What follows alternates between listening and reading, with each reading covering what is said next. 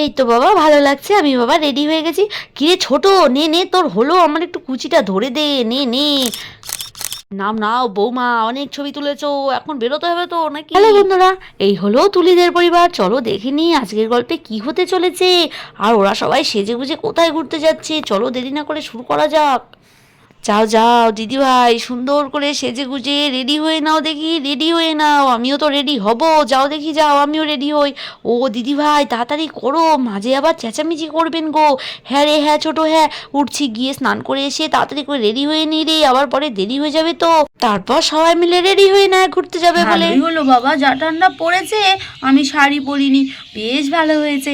আর তাছাড়া আমার স্বামী আমাকে এই পোশাকেই বেশ পছন্দ করেন। যাই যাই, বাপরে বাপ কতক্ষণ সাজতে লেগে গেল।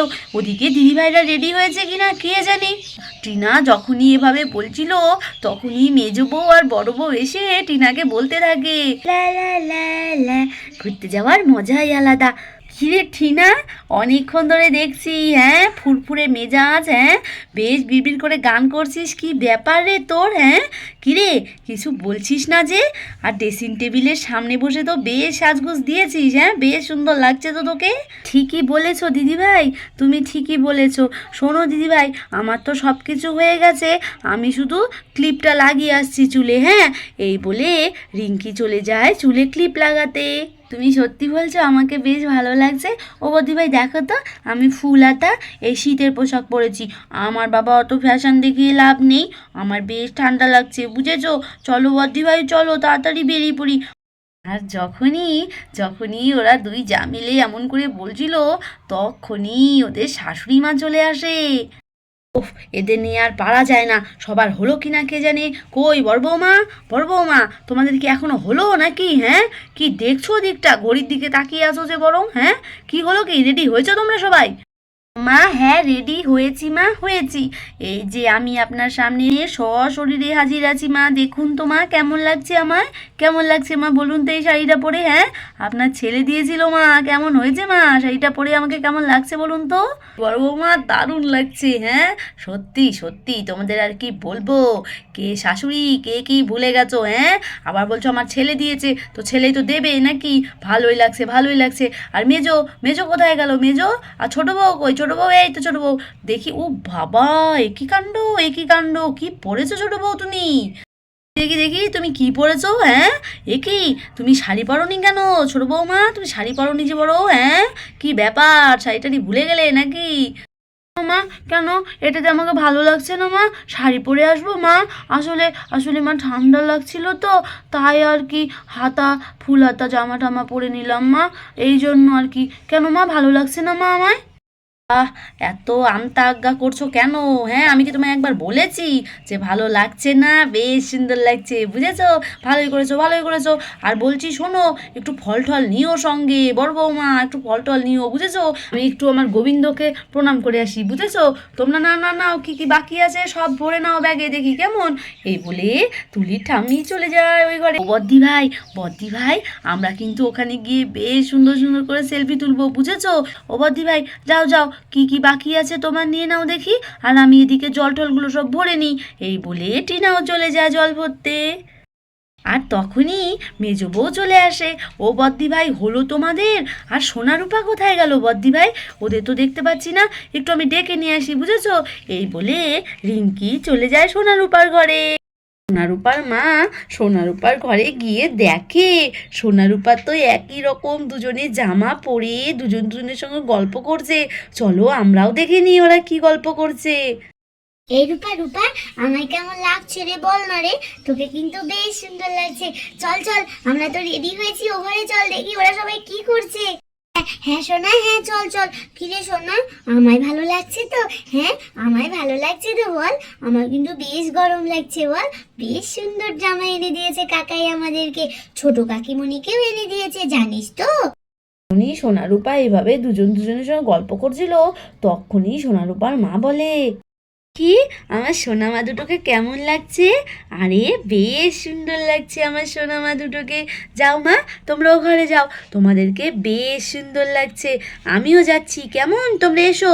এই বলে সোনারূপার মা চলে যায়। এই রূপা চলে আয় আমরা ওখানে যাই। এ কি এক জায়গা যাব তাও কি তোমাদের গল্প ফুরোয় না? নাও নাও এবার বেরোও, কি মেজো বউ, তাড়াতাড়ি হবে তো তোমাদের নাকি? তোমাদের নিয়ে কোথাও যায় মানুষ? সত্যি কি আর বলবো। নাও নাও নাও তাড়াতাড়ি করো দেখি। সবাইকে তো দেখতে পেলাম, সবাই তো বেশ রেডি রেডি হয়েছে। বলছি সোনা, রূপা, তুলি এরা কোথায়? বড় খোকা, মেজো খোকা, সত্যি সত্যি আর সাত সকালে বেরোয়া হলো না গো? তোমাদের নিয়ে কেউ কোথাও যায় নাকি? আমি কিন্তু আগে থেকেই রেডি হয়েছি, এই আমি বলে দিলাম, পরে কিন্তু আমার দোষ দেবেন না আপনি। রেডি হবি ছোট, তোকে তো আর শাড়ি পরতে হয়নি, তোর তো আর বাচ্চা কাচ্চা নেই, কোনো ঝামেলা নেই, তোর আর কিসের ঝামেলা বল? তুই তো তাড়াহুড়ো করবি। মেজো বৌমা, ছোট বৌমা, না না না একটু তাড়া দাও তো। দিদিভাই কোথায় গেল? দিদিভাই, দিদিভাই। যখনই তুলির ঠাম্মি তুলিকে ডাকছিল, তুলি ও ঘর থেকে বলে ওঠে, ঠাম্মি আমি আসছি, আমার হয়ে গেছে আর 5 মিনিট। ও সত্যি এই মেয়েটার এখনো 5 মিনিট লাগবে? নাও নাও বৌমা, তোমাদের কি হলো? মা বলছিলাম মা, সবাই মিলে যখন যাচ্ছি ঘুরতে একটা সেলফি তুলে নিই না সবাই মিলে। বৌমা এই সেলফি মেলফি আবার কি? সত্যি আমাদের সময় এগুলো ছিল না তো। না না নাও তুলে নাও, ফটাফট করো দেখি।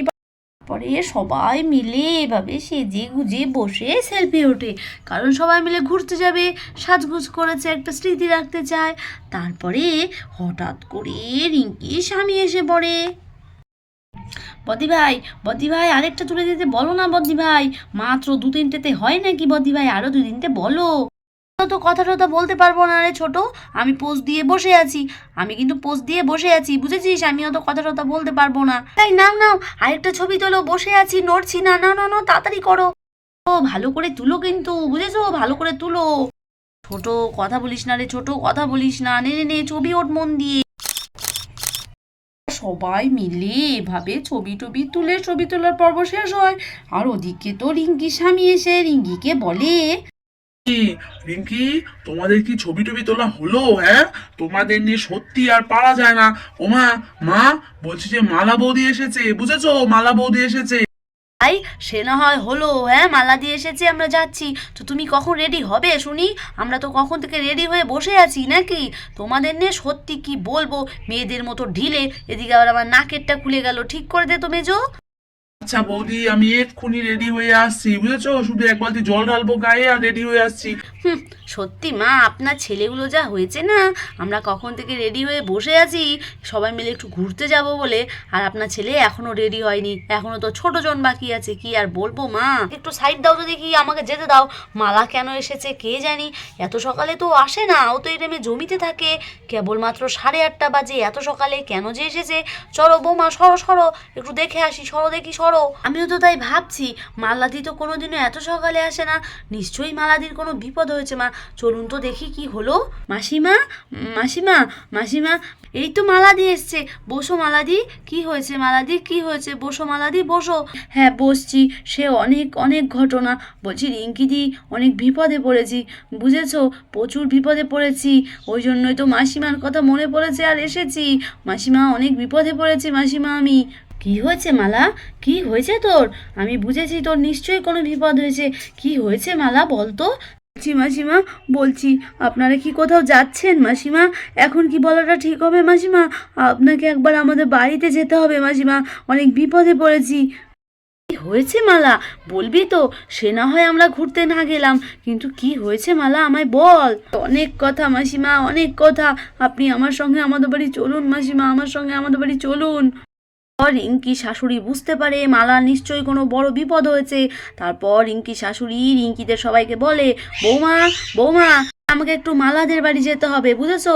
সে না হয় আজকে ঘুরতে না গেলে তোমাদের কি কোনো সমস্যা আছে? হ্যাঁ না মা না, আপনি চলে যান মা, আপনি চলে যান। হ্যাঁ মা, আপনি আগে গিয়ে মালাদের কি হয়েছে দেখুন। তো বন্ধুরা, মালার যে কি বিপদ হয়েছে কে জানে। মালার বিপদ যদি দেখতে চাও, কালকের পর্ব কিন্তু দেখতে ভুলো না। চলো তাহলে গিয়ে দেখি মালার পরিবারের কি অবস্থা, মালা এত চিন্তা কেন করছে, আর কেনই বা 7 সকালে এসে কান্নাকাটি করছে। তাহলে আজকের মতো এখানেই শেষ করছি, সবাই ভালো থেকো, টাটা।